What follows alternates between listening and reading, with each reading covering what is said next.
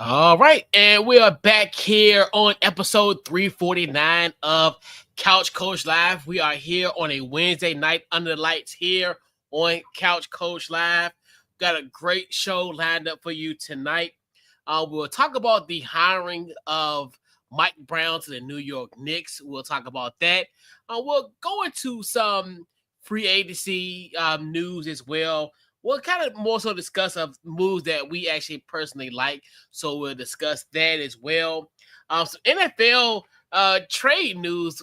It's funny that we're 2 weeks, pretty much essentially nearly about 2 weeks away from training camp. We had a somewhat of a not a blockbuster deal, but a very interesting deal with the Pittsburgh Steelers and the Miami Dolphins. And then that trickle effect where Darren Waller unretired. So we'll discuss that as well.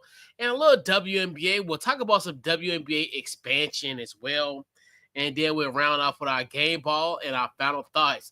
So what we're going to do, we're going to kick that intro, and we'll be right back here on Couch Coach Live.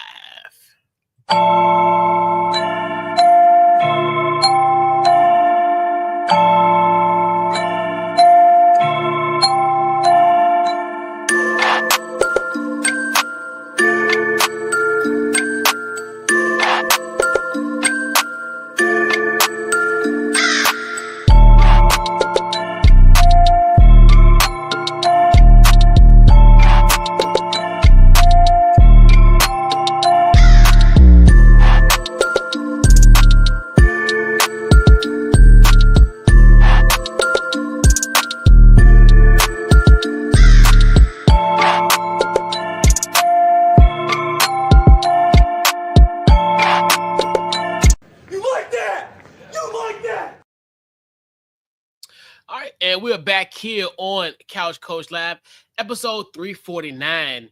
Man, so before we get started, this week's Couch Coach Live is powered by SeatGeek. Head over to SeatGeek.com. Use our promo code CouchCoach to get yourself $20 off your first purchase by using our promo code CouchCoach. So, man, we got to get into it. So the first bit of business here, we definitely got to talk about this surprising move by the New York Knicks, where obviously, if you've been under a rock, Tom Thibodeau was fired after the Eastern Conference Finals. They've had this bizarre kind of coaching as far as search, trying to get permission from other coaches. That other coaches that are already coaching the NBA, Ime Udoka, Jason Kidd, just to name a few.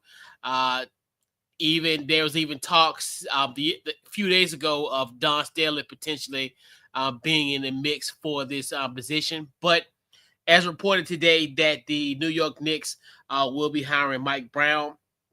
Mike Brown is a two-time coach of the year. If you remember the 2009 season, where I think Cleveland won like 66 games that season, and also fell short to the Orlando Magic in that pursuit. And then was a coach year in 2023. That was his first year with the Sacramento Kings, where he guided them essentially to their first playoff berth in 17 years. And also, he is a four-time NBA champion as an assistant. If you think about those days, he was a part of that 03 team with the San Antonio Spurs. The 2017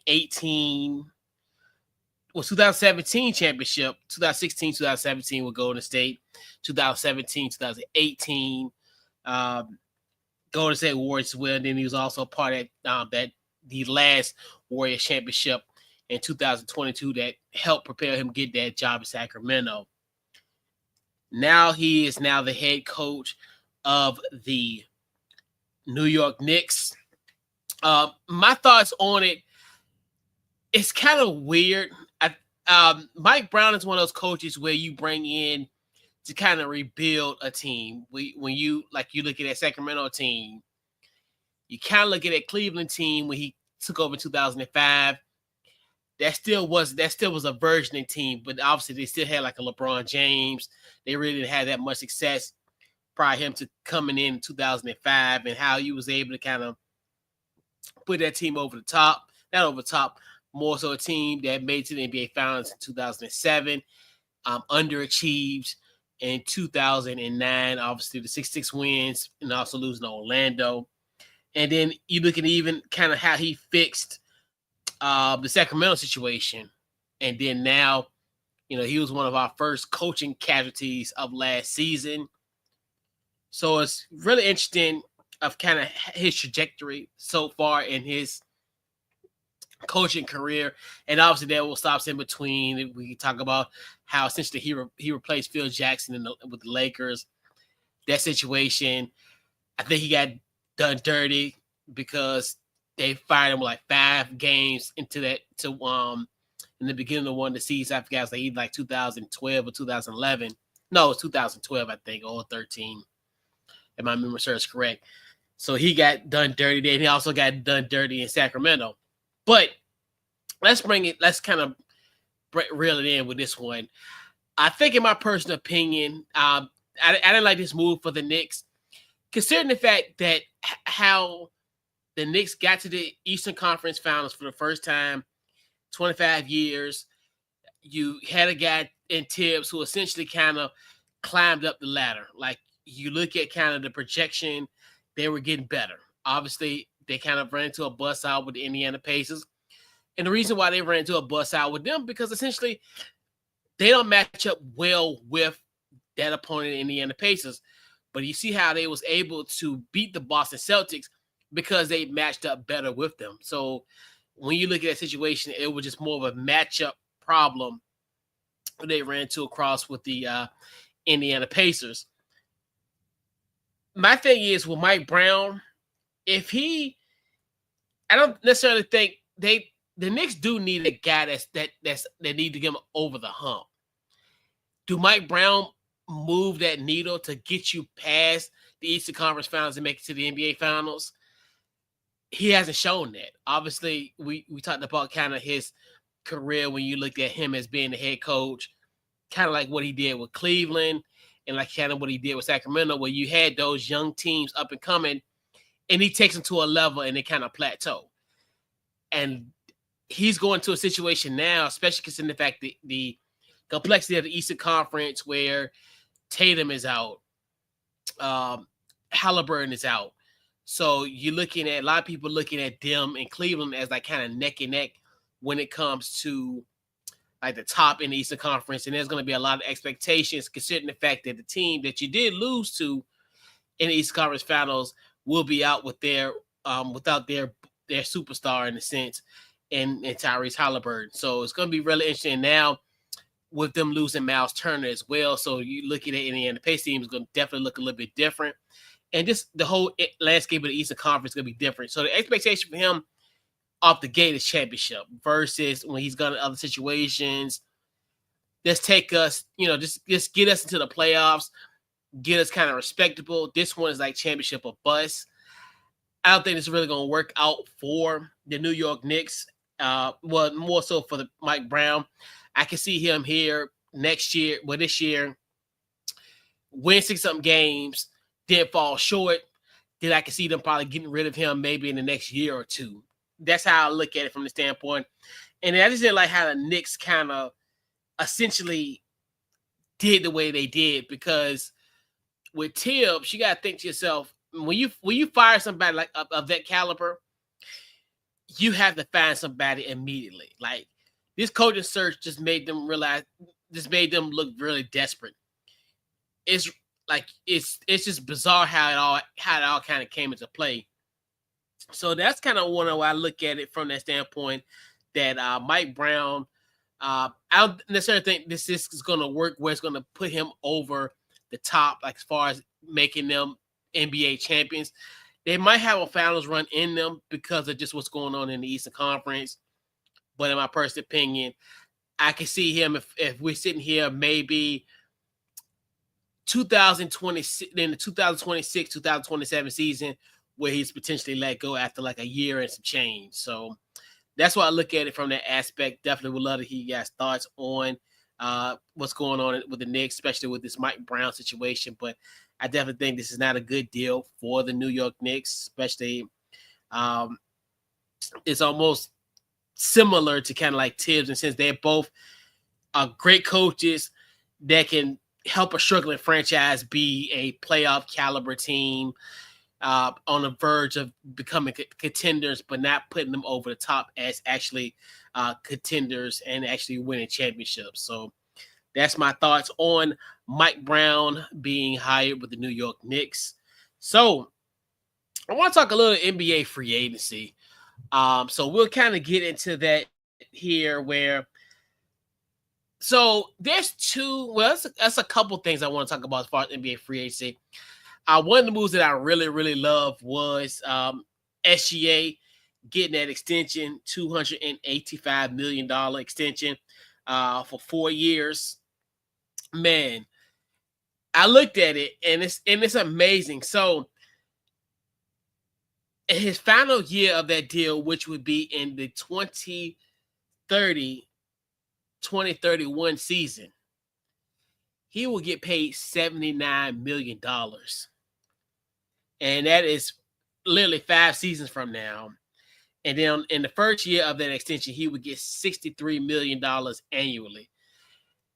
He is literally going to be to a point. So we're going to get to a point very, very soon where guys are really going to get paid $1 million a game, which is so bizarre.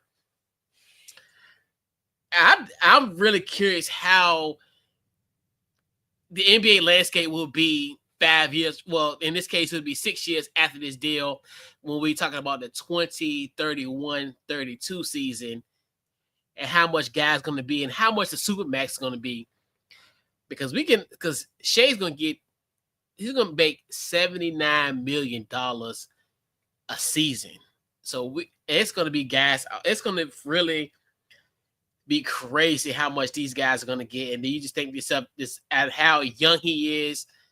Because I think he'll be in his early 30s, if my memory serves correct. He might be at that point, because that's 6 years from now. So yeah, he'll be like in his early 30s. And then he's probably going to get another Supermax. So who knows how much a Supermax is going to be and how much he would get annually. He'll nearly get $80 million that final year. So you got to think to yourself, if it's going to be like 80 plus 90 in that 80, 90 range annually. And back to my point where essentially somebody's going to get paid $1 million a game, which is amazing. Very, very crazy to say the least. But another sneaky move that I like, and this is more so of a move, but not that I personally like, but somebody that I definitely think deserves it in a sense, but I love it. Not saying like he's going to be a great fit for this team, but I like the contract that he got because just for a personal standpoint, one of the biggest winners got to be Miles Turner. Him getting that 4-year, $107 million deal with the Milwaukee Bucks. Does it make sense, especially when you have what's going on, what kind of transpired, where you made that money, made kind of and to the point where you got that in your bag, but then you had to get rid of Dame, which really hurt them because obviously, even though he'll get the $23 million in the buyout for the next 5 years, so I mean he'll be good regardless of what have you. But let's talk about this Miles Turner. I stick on that, kind of how we got here because of the release of Dame Lillard. So, I definitely thought that the Pacers were going to get a deal done with Miles Turner.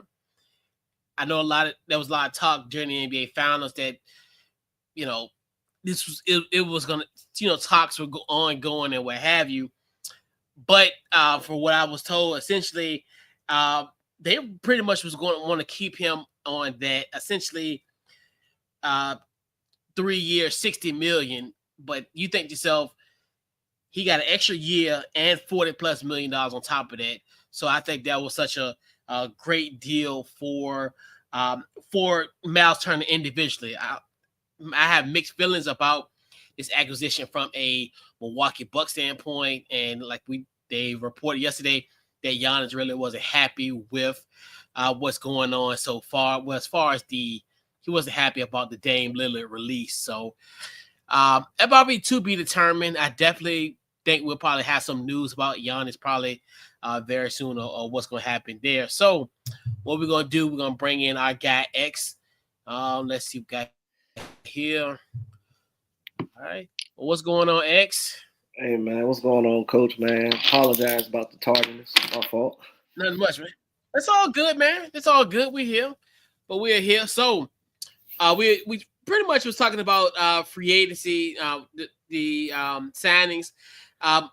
Briefly touched on the SGA, just the whole fact of at the end of the day, he's gonna get literally almost nearly $80 million annually. Insane. And then also talked about the Miles Turner deal with the Bucks from a personal standpoint.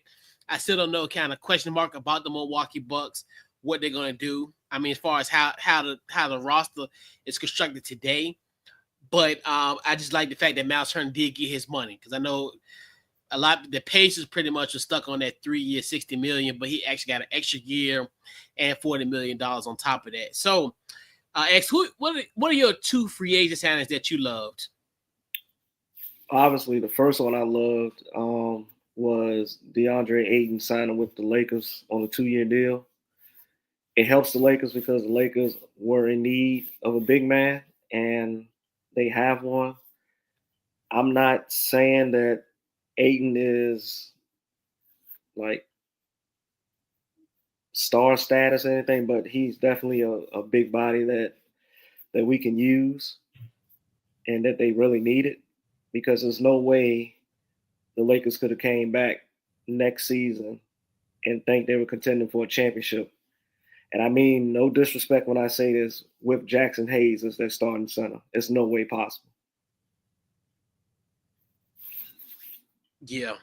And I definitely like the fit, because obviously you have Luka there, so we know how he likes those athletic bigs. And you're just hoping that this could be a situation where he doesn't become like a locker room cancer like he was in Phoenix. Yeah. And kind of what's going on in Portland as well. So, and hopefully, they'll have kind of some guys in place with that. And then, like I said, then also so yeah, it's definitely a good for them as well. Any other free agent signings that you loved? Yeah, I like the Miles Turner one to Milwaukee. The only reason I liked it is because he got his money.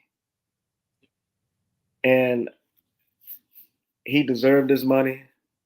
I honestly thought he was going to be a Pacer for life. Yep. I can tell some of the Pacer players were and are upset that the top brass let him walk out the door and you let him go to your rival. I understand the Pacers pretty wasn't going to really make too much noise next season, but I wouldn't have let Miles Turner out the door so easily. Yeah. And that's why, like I was talking about it earlier, where I thought the talks were at least at a good point, because they talked about it during the NBA Finals, and they were saying, as far as, hey, that's going to be like a kind of our top priority, kind of once everything kind of dies down, like you said, then especially considering the fact everything that's going on in the Eastern Conference, you're already without Halliburton next year, so you would definitely have thought that could have went through. But yeah, so as far as NBA trades, what's some NBA trades that you liked, that you loved during this this period? Your two free agency trades that you liked. Obviously, number one is going to be KD to Houston. That's number one. It kind of puts Houston I mean, they were all ready to stay. They finished last season as the second seed, but no one took them as a valuable threat. This season coming up, you have to look at them as a viable threat, a true championship contender. So KD to the Rockets is my first choice. My second choice is Cam Johnson going to Denver because it gives them. I'm not gonna say Cam Johnson is better than Michael Porter Jr. Not offensively, but defensively. Cam Johnson gives the effort. He'll get at it. He can knock down the three ball. So I feel like Denver um, put themselves back in that top echelon in the West with OKC and Houston. So those are the two trades that I think were top tier. Yeah, and I definitely love that Nuggets move because, and like you said, it's kind of hard to explain like the differences between Michael Porter Jr. and Cam Johnson because you don't because when because I always look at how I do comparison. It's almost like it's a poor man version of such and so. But they're not like that where it's like, okay, but I think with Cam, I think he's gonna be better because I think he's more of a locker room fit. He's more of a cultural fit, more so than Michael Porter Jr. Where like you say, he may not get everything that you can get out of Michael Porter Jr. Like as far as like the scoring that you can kind of get, but he's still a good scorer. He's a good shooter of the three. He, so it's one of those things where it's going to be better for them because they don't necessarily need that scoring punch from him because obviously they got guys that can score. And also now you bring in like a guy in Bruce Brown as well. So he could be the fourth or fifth option and that's totally fine. Yeah. But what's going to end up being crucial for him is essentially him being able to play that role and I think he's a better role player. I think he'll be a better version of Michael Porter Jr. in this system. Yeah, true. I look at Michael Porter Jr. because before the back injury stuff, while he was at Missouri, he was the number one recruit. He was potentially going to be the number one pick in the draft, and it's kind of hard to turn off that mindset. Yeah. So I think it's good for Michael Porter Jr. because it gives him a fresh start. He can be the man, pretty much the number one or number two option in Brooklyn. Probably number one option in Brooklyn. So he'll get the shots that he's always. Yeah, true. So he'll get the shots that he wanted in Denver that he really couldn't have because you can't take more shots than Jokic and you can't take more shots than Jamal Murray. It's not going to work like that. But with him being in Brooklyn, this will give him a chance to showcase what he really can do as a number one option. And maybe he can use that as a bargaining chip for his next potential contract, even if it's with Brooklyn or if it's going to a different team. Yeah.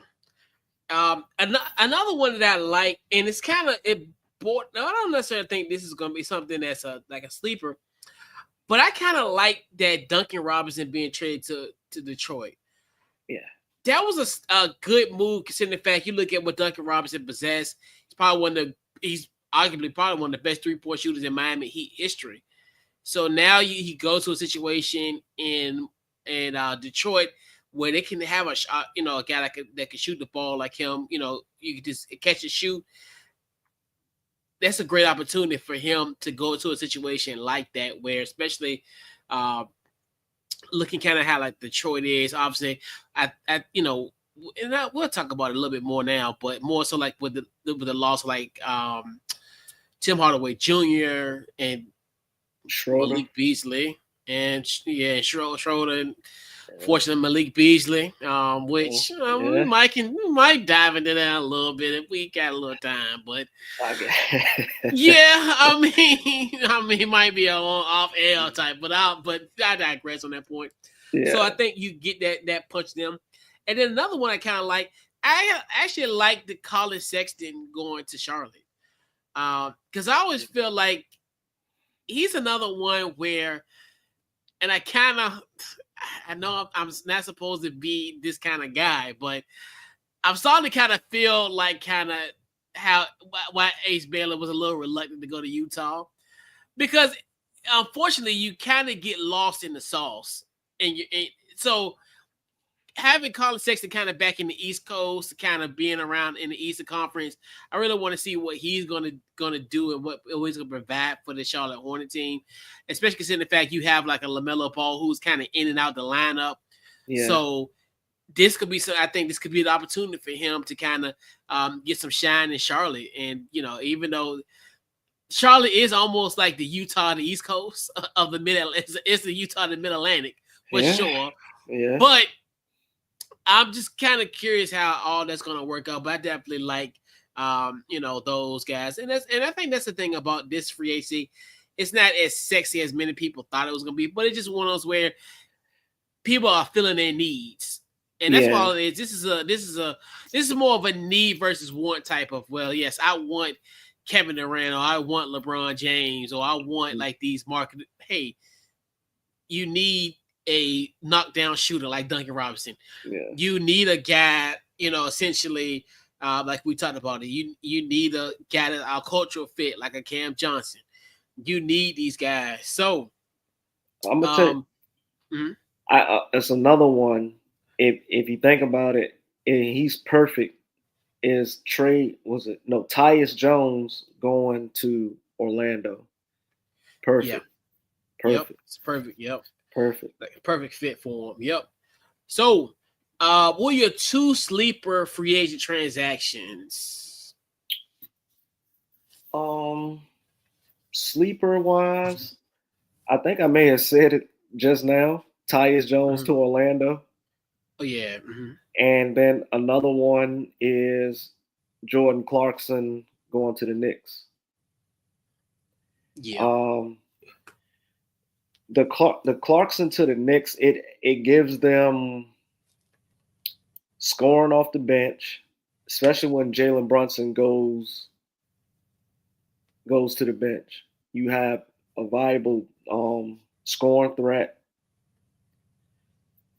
a guy that can create his own shot. He doesn't need to be spoon-fed to get a shot. He can create his own, and I'm not gonna say he's a guarantee, but on any given night, he can give you anywhere from 15 points to 30 points.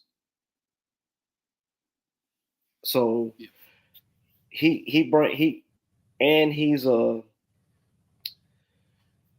been like you said, with him being in Utah, he kind of was forgotten, and he was always thrown in trade talks, but Utah never pulled the trigger. So I think him coming back on the East Coast, being in a big market like New York, I think he's going to shine. He's about to play some meaningful basketball, so it's going to be his time to do his thing. And this could be the potential move that put the Knicks over the top, at least to make it to the NBA Finals, because the East is wide open. Yep, they're wide open, and if you think about it, the Knicks may be one of the top two teams in the East. Yeah, give or take. Yeah, I mean, if you look at it on paper, absolutely. Yeah. Yeah, and I agree with that was one of the things too. Like Jordan Clarkson, like you said, he'll be that spark off the bench that I think that they definitely need. Like he'll be like another one. He's another cultural fit. I definitely think. And like you said, he'll be playing meaningful basketball, and like you said, he won't be in pretty much NBA Siberia, where essentially you hear about Jordan Clarkson from time to time, but you're never gonna hear it because it's in Salt Lake City. So Yeah. now, like you said, he'll be playing meaningful basketball. He'll be a part of a playoff run, potentially a finals run, potentially for this New York Knicks team. So the other one, I like D'Angelo Russell move to Dallas. Especially now with Kyrie being out, especially then also losing Spencer Dinwiddie that went to Charlotte. That's another kind of sleeper move. But I kind of, it's a lot. I'm trying like it's like Charlotte is gearing up, stocking up on guards because it's like they know LaMelo is He not not going to be. available. Is not Yeah. available. Right. So I'm trying to think. Do you think this will be like LaMelo's last season in, or do you think he'll finish the season in Charlotte? I don't know. I mean, you sit down and you think to yourself, you know what? That's the thing. Because like you said, Because like all I said, signs are pointing to it. it's like All signs are pointing to it. they're signing a lot of guards. Yeah, I mean, especially, because I mean, you think to yourself, essentially, you got 2 point guards. You didn't, essentially with Colin Sexton and Colin Sexton, well, really both of them like combo guards. Yeah. So that's where it's kind of interesting where they're like a mix and match type. Where hey, one could be, starting point guard, one could be the shooting guard. Yeah. His availability is very questionable, especially at this point. So yeah, I mean, I think just in, they could definitely have a trading partner. I definitely think it could be a situation, to kind of see what's out there because I definitely think there's a market for LaMelo Ball as far as on the trade. I don't necessarily think you're gonna get because I mean, and then you just look at all the guys they got. They got Knipple in the draft, so it's kind of like. I mean, if they get if they can trade LaMelo and get the right piece back, right, then they can probably start to see a different. I think what Charlotte needs is like a culture change. Yeah, I think they're too young, and I'm not being disrespectful when I say this. They're immature, but it's just like immature as an NBA team. They don't have enough seasoned vets in that locker room. Yeah. Yeah.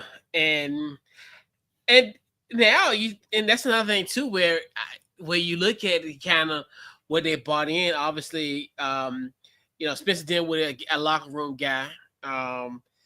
So, it's gonna be really interesting on what they're gonna do.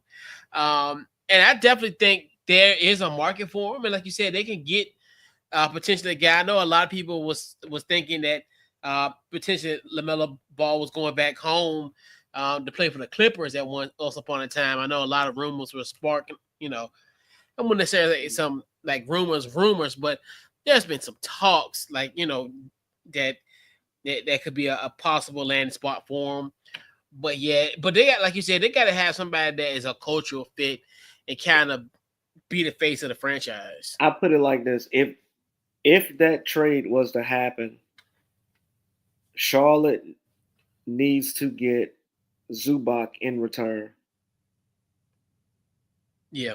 You don't need another guard. You have guards. You don't need another guard. You need a big man, and you need a big man that's going to get you 15 and 10 to 20 and 10 a night. And Zubac has proven he can do that.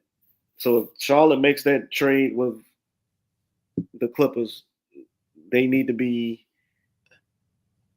getting Zubac in return.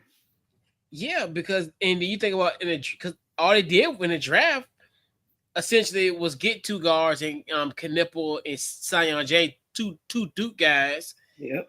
And then they end up getting the center in the second round. So I mean, yeah, you look at it and then you just it's gonna be really interesting of kind of because they're really guard heavy if you look at it.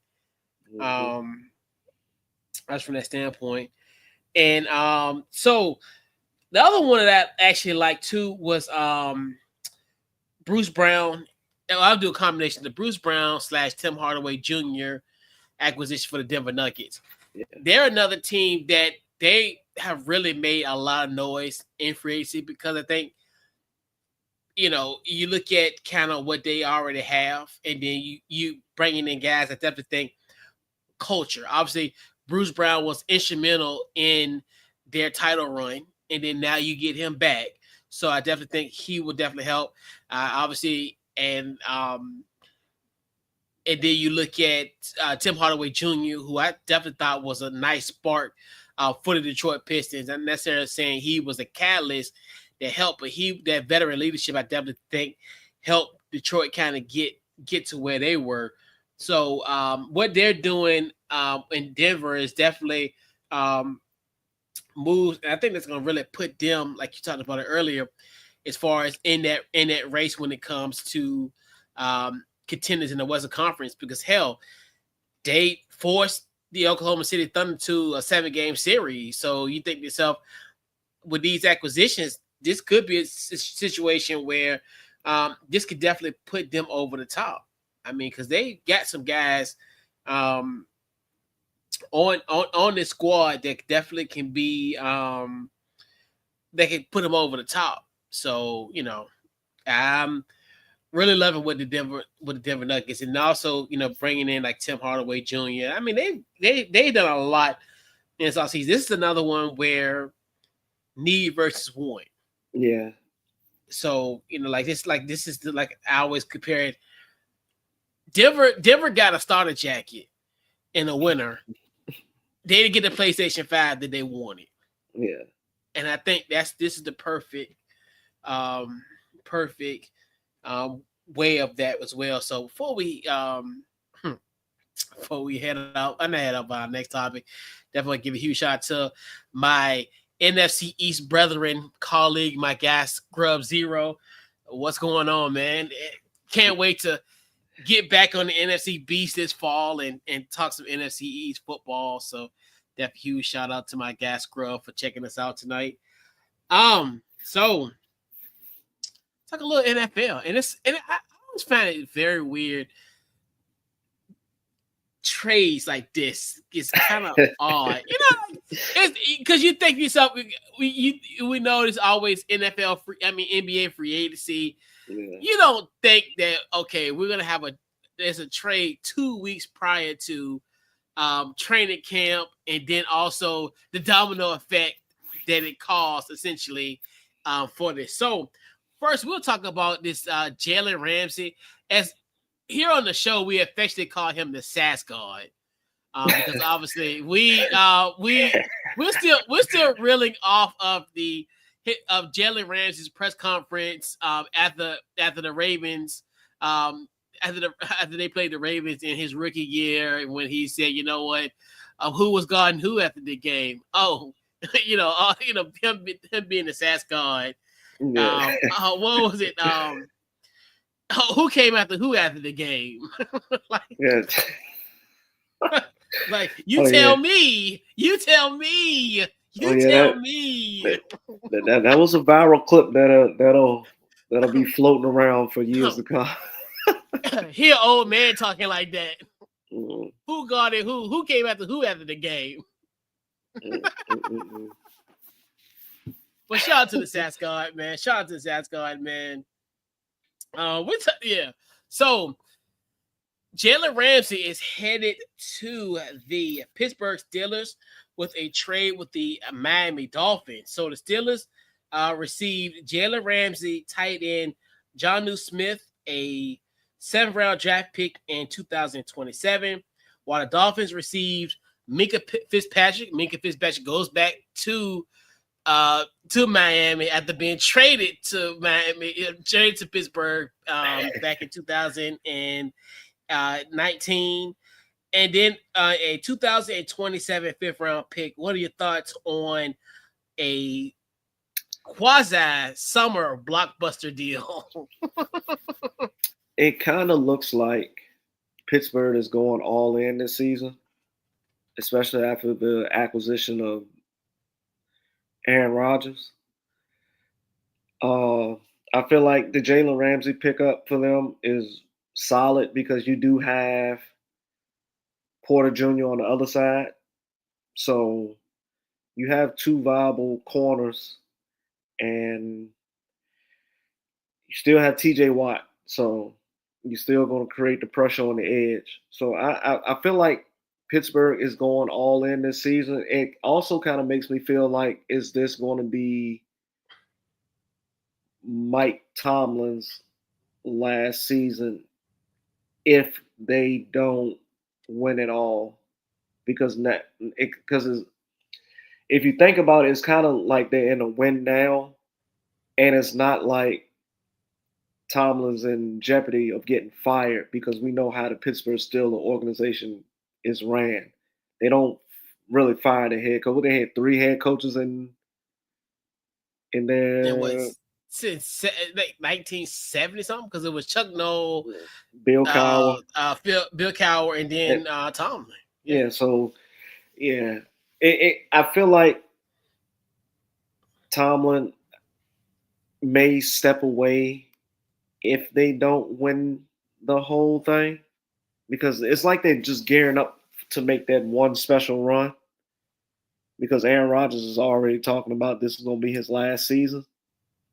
So,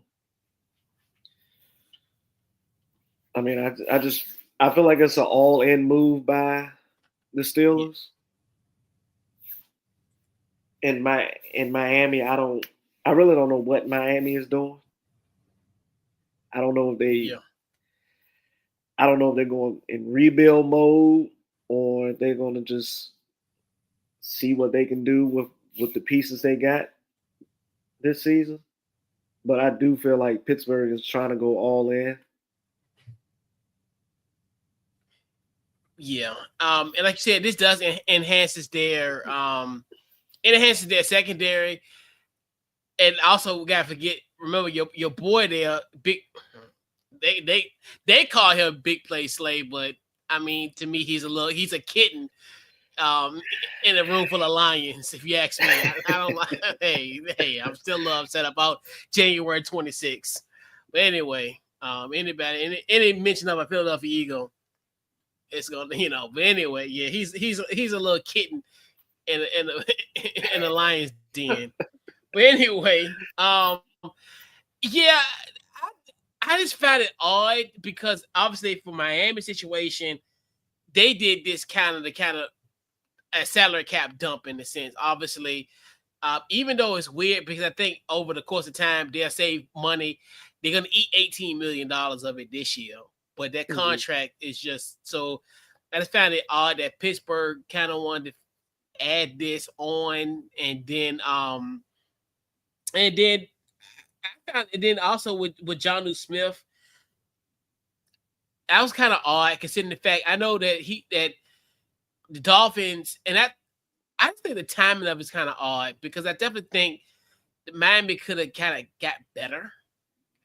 Could have got a better compensation, a better deal, because what we're gonna talk about momentarily is gonna be kind of the reason why I'm like the rationale is kind of odd because like you could have got a draft pick, potentially a starting tight end for less money because I mean obviously Jonnu wanted his money, which I understand he had a career year, so then now him not going to Pittsburgh. I mean, him going to Pittsburgh and then being paired up with Farmu. I think that's interesting. But yeah, Pittsburgh. It was just kind of one of those like an odd trade for both ends. Like Miami, I don't know what's going on. I know Miami they just want to kind of rebuild, but a part of me is like, I mean, when does this kind of rebuild kind of become complete?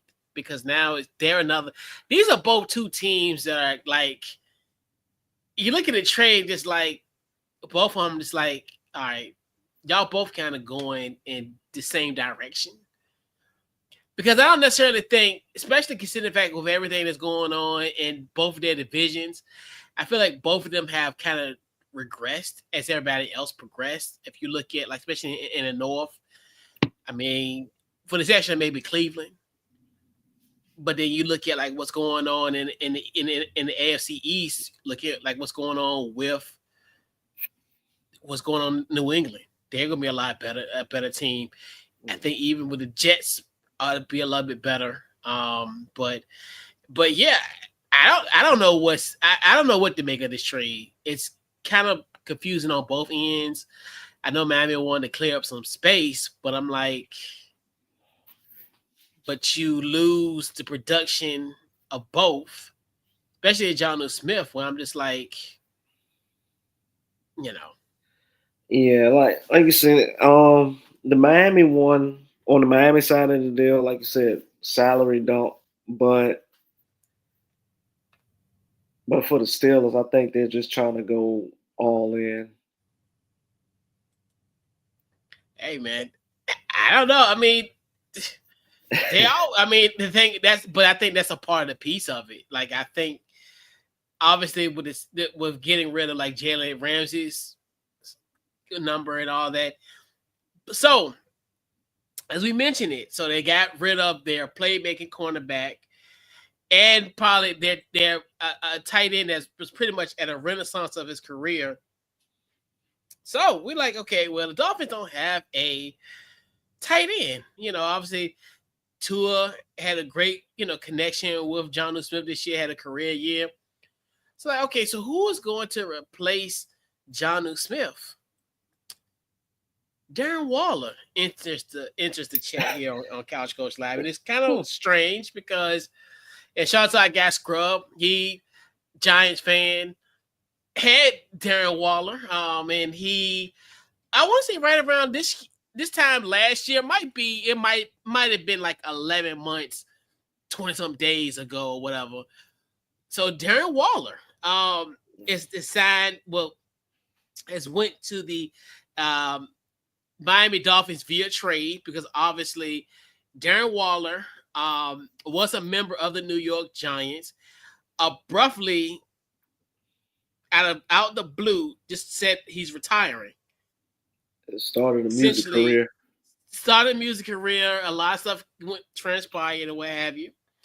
So we figured, right off to the sunset. And I thought too, obviously he was on Nightcap the other day. So I thought his days were over as well. But Darren Waller has unretired, and now he goes to the Miami Dolphins.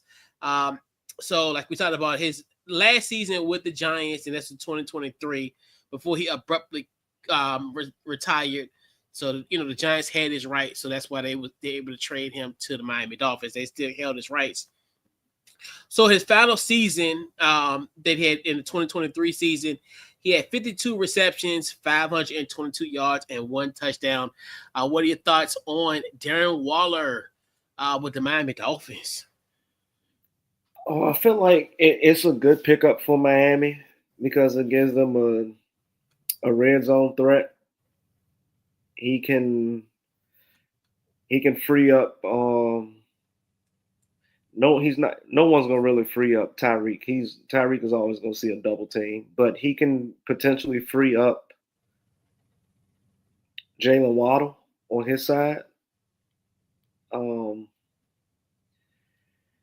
And I kind of feel like Waller didn't want to be a Giant, so maybe that was the reason why he abruptly retired. And maybe he feels like Tua is the better of the quarterbacks that he had to get him the ball. It's all up to Tua to stay healthy. Yeah, I mean, I'm perplexed on both of it. I mean, this could be like no offense, X. This could be like situation like your boy Grunt when he was supposed to come to Detroit, and then all of a sudden he's like, "Nah, I'm out," and that could have been a situation with the Giants. So, I mean, I don't have a problem with this necessarily. I think it's a solid move. It's kind of one of those, like, another phrase that we use a lot here on the show is kick the tires. Like, you want to kick the tires and see what he got. there's really no expectation. I mean, my personal opinion, I don't expect him to be like this prolific 1,000 yard receiving tight end. And I think even if he had those numbers from 2023, maybe you sprinkle in some more touchdowns, probably a little bit more receptions. If he's in that 70 range, that's the ceiling. But even hell, if he can give you 52 receptions, a little over 500, 600 yards, and a couple touchdowns. I know he only had one in 2023, but if he can give you about 5, 6 touchdowns, I think he would exceed expectations, in my personal opinion. So, because you want to do it solely based on the last time you seen him being his 2 years for his productivity, and just want to see how he is now a year later. How the he obviously that's another thing to help him as well too. Not playing last year, I want to see how he will adjust, how his body will adjust. Not playing, so I'm really curious. But I mean, it's a low risk, high reward type of move. Yeah. I mean, I don't expect much from him. He to me, he doesn't move the needle. So, I mean, like you said, low risk, high reward, and I think his numbers was Daniel Jones his quarterback the year. Yeah, And, Tommy DeVito too was all of them. It was Tyrod because it started off with Daniel Jones, Tyrod. I think what she even had played Locke probably played at one point, and then Tommy DeVito. So he had like about 3 or 4 quarterbacks. Yeah, like you playing with 4 different quarterbacks at a certain point during the season, and yeah, it's not gonna look. Your numbers aren't gonna look sexy. It's gonna look like they look. Um, I honestly feel like he never wanted to get traded from the Raiders. So I don't know, man. Yeah, and he was starting to become a distraction with the Raiders as well. So with that, and then and that's the only thing is you kind of a situation in Miami where the situation could be a little volatile from the quarterback position as well. So Tommy DeVito and then back to Tyrod. Okay, so it was Daniel Jones, Tyrod. That's right. Because I don't know why I thought Locke was in it, but so it was Tyrod, Tommy DeVito, and then back to Tyrod. Yeah. So pretty much having 3 quarterbacks. He didn't want to leave. Yeah. But and that's what. So that's what ended up happening with that situation. Yeah, because I know there was some rumblings, kind of like as far as him being like a locker room. Yeah, because you think about because at that time he was married to Kelsey Plum. So that would have been that was perfect because they both was in the same city. So exactly, they didn't want to leave. Absolutely. But very, very interesting to say the least. But and the quarterback situation in Miami could be a little interesting as well too. It's almost maybe kind of similar to the Giants, where obviously you got Tua there, Zach Wilson's the backup, and then I got Quinn Ewers. It's third string, so yep, yep, because just got married, yep, and then 3 days later he got traded to the Giants, yep. And wasn't and didn't the owner come to his wedding or the? Yeah, no. I think Mark Davis. Yeah, I think he did go to the wedding. I think if my memory is correct. Yeah, I think they were saying like how. And I think we were saying like I think I do recall it because we were like, man, how you able to, like and then you get rid of him. I remember that conversation. Or we were kind of like, it was like, what in the world? But so do you think that was a? Do you think that was a Mark Davis decision, or do you think McDaniels kind of pressed the issue? Oh yeah, I think. Oh yeah, that had McDaniels written all over it. Yeah, McDaniels. Yeah, because I definitely think he would have thrived in a Antonio Pierce locker room. Yeah, because If if the AP deal wasn't, yeah. AP would have held him accountable, and I think he would have responded well to AP. Oh yeah, for sure.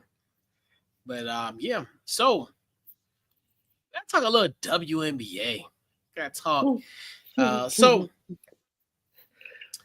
really, really interesting. So obviously with the WNBA, there was we learned that there is some going to be expansion to the league. So by the time we hit 2030, there will be 18 teams in the WNBA. Currently, it's 12. So it was announced this week that there will be 3 expansion teams coming up. So in 2028, Cleveland will return. Detroit in 2029, and then Philly will make its debut in 2030. Now, if you Sophie Cunningham, she became this social media darling because obviously she protected uh, Caitlin Clark in a brawl a few weeks ago. Not a brawl, but that'd be a little hyperbolic. But there was a little kerfuffle. And Sophie Cunningham was essentially the enforcer, the one that kind of held Caitlin back. So obviously, she has became like this budding superstar. Everyone loves her. They buying her jerseys. I'm surprised she's not even in. I'm surprised she didn't make top 10 All-Star voting at this point. I think if the infraction would have happened, the kerfuffle would have happened the first week of the season. Sophie Cunningham might have been a start. Could be in the starting lineup for the All-Star, even though she don't start for the Indiana Fever. But the point digresses. So they asked Sophie Cunningham essentially her thoughts on her actual thoughts on expansion. So she talked about so I'll kind of paraphrase it. She basically was talking about, as far as the different teams that should have got an opportunity. She talked about Miami. She talked about Kansas City. She talked about some Miami, Kansas City, Nashville, to say the least. But to cap off, and I end quote, I don't know how excited people are to be going to Detroit, or she said Cincinnati, but she meant Cleveland. In other words, Ohio. We just lumped the two together, tomato, Cleveland, even though I know people of Cleveland and Cincinnati, 2 different places, but we know what she meant when she said that, and I quote. What's your thoughts on Sophie Cunningham's thoughts on the expansion of the league? I want to start off by saying, like, who really wants to go to Indiana? It's Indiana. No, it may sound disrespectful. I mean, no disrespect, but like, really, who wants to go to Indiana? I'm excited for the WNBA to bring back Detroit and Cleveland, and then you're giving Philly an opportunity to bring a team in. It's good. You're growing the league. You're giving more women the opportunity to get drafted to play in the league, to stay within the United States and not have to go overseas and play.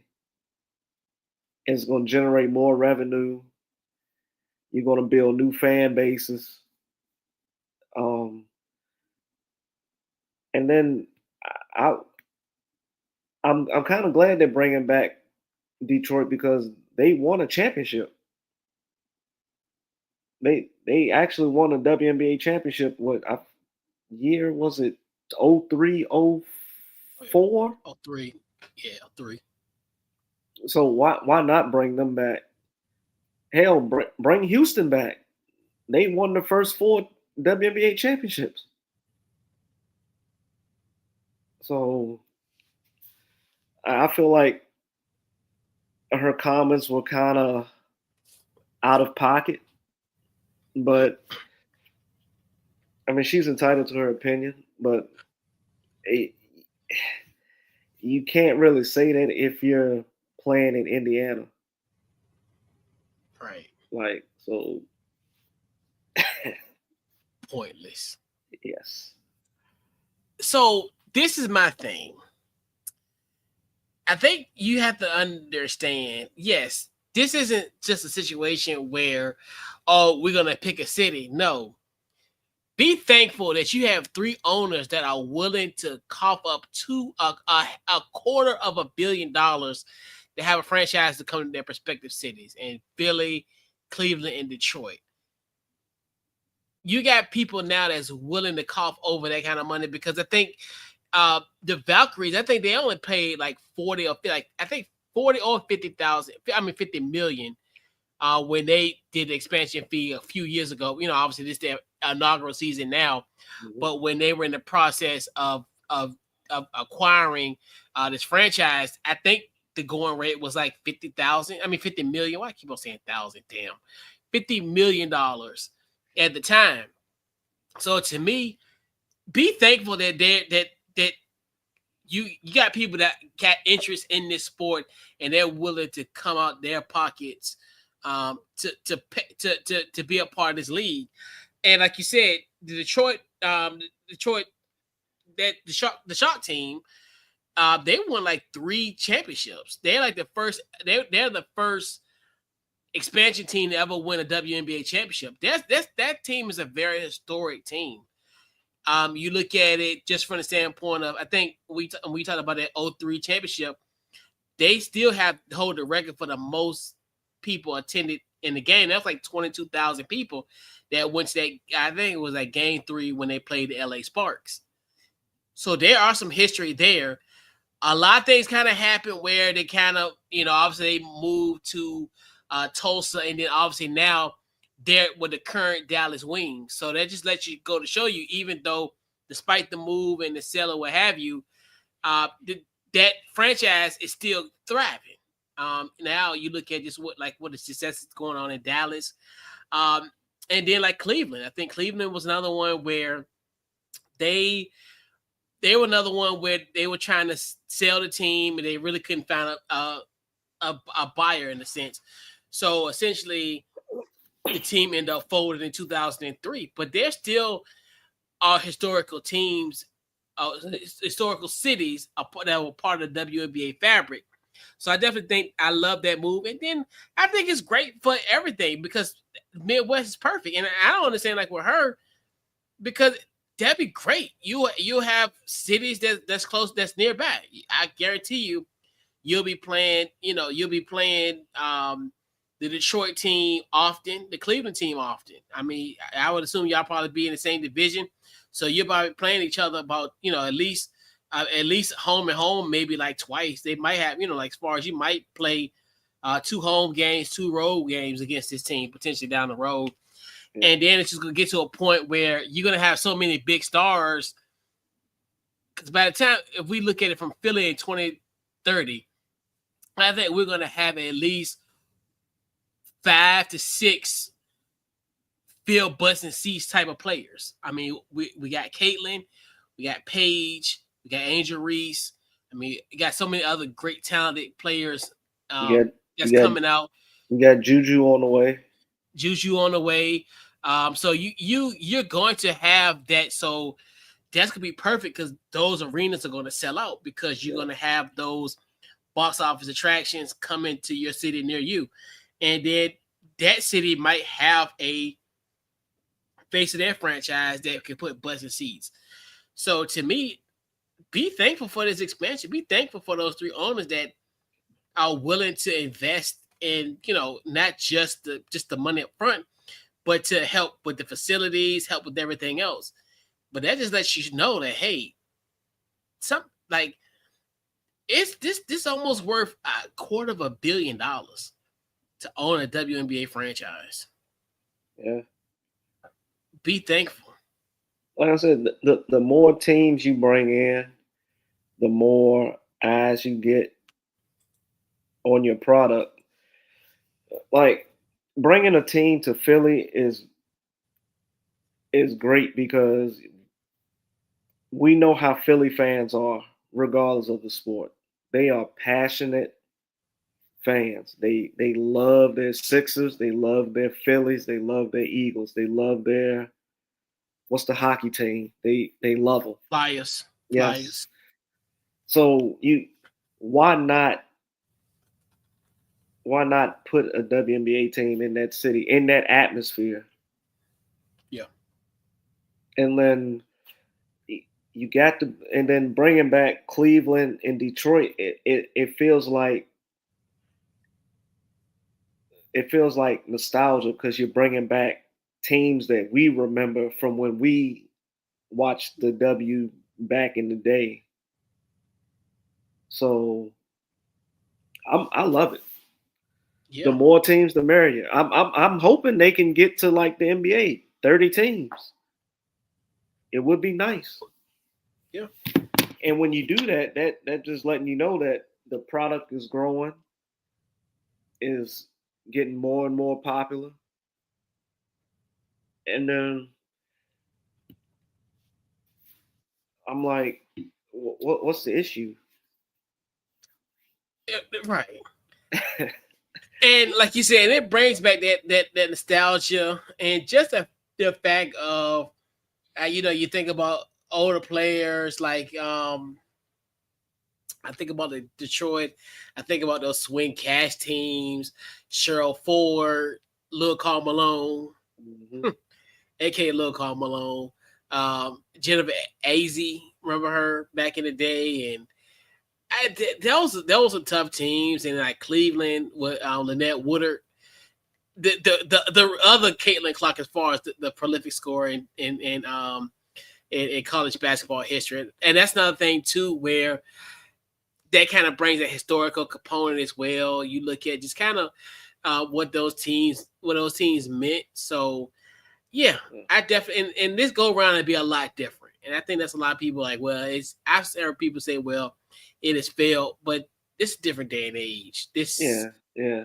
It's so much. It's so much more exposure to it, and this isn't the what people would deem like the novel league, where it's like this isn't like WNBA is like a Christmas present. I'm gonna open it up, and then I'm gonna just throw it away and just whatever.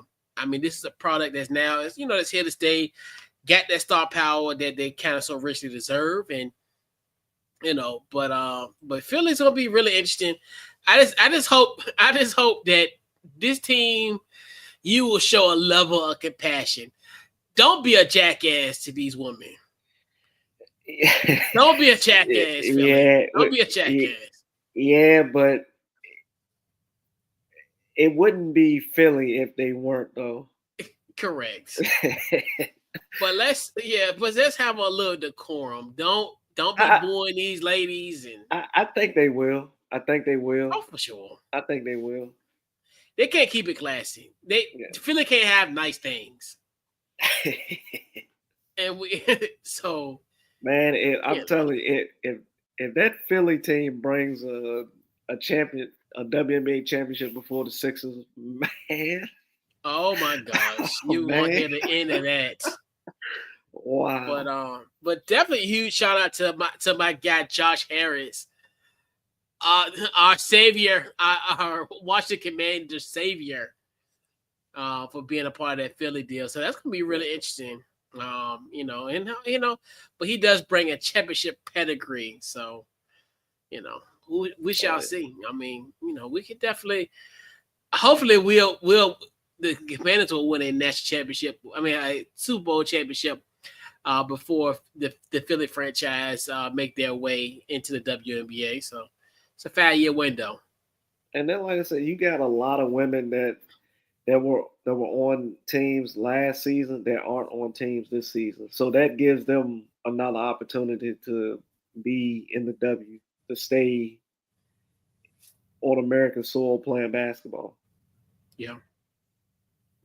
Yeah, and that's another thing that's really disappointing, especially now when these young ladies getting drafted. They're the second round and they're not even making the squad. Like, you know. And maybe if they keep expanding the league, maybe it gives them a chance to leave school early because I feel like they're making them stay all 3-4 years so they can like rotate the older players out the W to bring in the younger players because there's not enough teams to keep doing that. Because if that's the case, you're always gonna run into that problem. Like, oh, she was on the team last season. Now she's not in the league anymore. Right.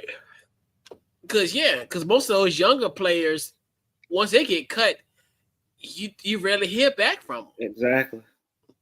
And the only way I think it can work if the girls can leave early, WNBA gonna have to pay them more because you think about those girls they make more money in college than they do in the in the W. So if the W can kind of give you that kind of money, then I can see it. But the way NIL's going, especially in women college sports, but I don't know. It's kind of like it's a good thing too in the sense where, to me, it looks like it's like more of the build up. Like, okay, well, we got Juju coming, we got some superstars coming, and and obviously we're gonna have other women in college basketball that's going to make that leap down the road and potentially become superstars in the W. But yeah. Yep. All right. So we'll put a bow on tonight's Couch Coach Live with our game ball. Who gets his game ball for you this week? Well, I mean, I kind of talked bad about the city just now, but I'm gonna show them some love.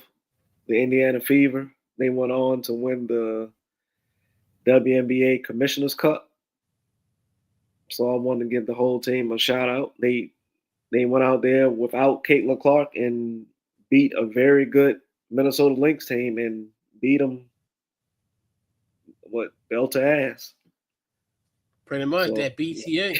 Yeah. So I want to give them some love and give them a shout out, even though I kind of talked a little bad about them a couple minutes ago.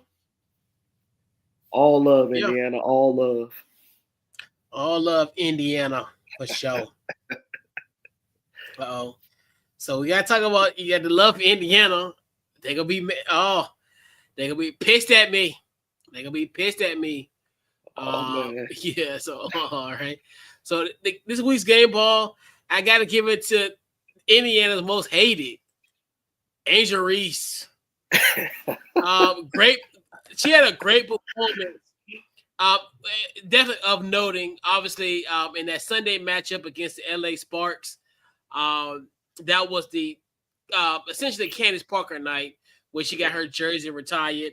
She balled. Angel Reese balled 24 points, 16 rebounds. Had an unbelievable game. And out of those 16 rebounds, you'll never guess how many offensive rebounds she had. 15. Just 4. Oh, no, 4. Everybody for all the she rebounds all her misses. She got 12 defensive. She got 12 defensive rebounds. What that little girl? You're right. So I'm like, no. What y'all gonna say now? What y'all gonna say now? Y'all call her rebounds? No, she got defensive rebounds in this game. So shout out to her. And it's just like everything. Like everybody's like, oh, she's trash. She sucked. No, she balling. And y'all got it. And then it's just like everybody just this whole thing of, oh, well, she's not going to improve. She don't work on her game. Like, she's working on her game. I like. I was going to say, I like that they got her playing more point forward now. Yeah. So it's showing a different aspect of her game as far as playmaking abilities. So that's how you know she's getting better. She wasn't. Yeah, I don't think she was really known as a playmaker at LSU or her rookie season. yeah. But you can clearly see that she has playmaking abilities. Yeah, and you just gotta, and that's the thing where people just hate on it so much, and it's just like, right. And she's in her second year, like Scrub said, like she's 23 years old. Like, and to all the haters, like, did you have everything together at 23 years old? I think not. And that's the thing where we got to give this young lady credit, and she's gonna have ebb and flows, just like what's going on. And I know, Scrub didn't mention it, but it's kind of similar why they playing better because without Caitlin Clark, because in certain aspects she's not having the sophomore campaign that a lot of people thought she was. She's just going through a little bit of a lows, and that's okay. Um, and that's the thing where, yeah, and it's just I'm just glad that she's balling out, and we all knew that she was gonna be fine. Everybody was just so like up in arms about, oh yeah, sitting third, but man, she good. She gonna be straight. Yeah. So before we head on out, final thoughts and social media plug away and what you got going on. Oh man, like I said, still going through this little dry spell of no games or anything going on. Trying to think. Really nothing going on up until by the end of the month, the ACC kickoff media event. Oh yeah, That's about it. Yeah. And social media is Game On Images X for IG, and my Twitter X handle is X_J_SR. Nice. Yeah, man. Pretty much same old. Yeah, Facebook, Twitter, Instagram, under Couch Coach Live, the website couchcoachlive.com. And upcoming going on. So tomorrow we have our 350th episode. We'll have Zach Joaquin of the Richmond Town Dispatch joining us. We'll be talking about his career. We'll dive into a little bit of VCU. And just this overall, just the career of Zach Joaquin. We'll talk about that. That'll be tomorrow night at 8 o'clock Eastern Standard Time for episode 350. So this wraps up this week's Couch Coach Live, man. We'll catch you guys next week. Hopefully everybody has a great weekend, a very safe weekend. And please, for the sake of everything, put it in reverse, Terry. Put it in reverse, Terry. So everybody enjoy your day as you celebrate this country, and once again, put it in reverse, Terry. And we're out. Peace.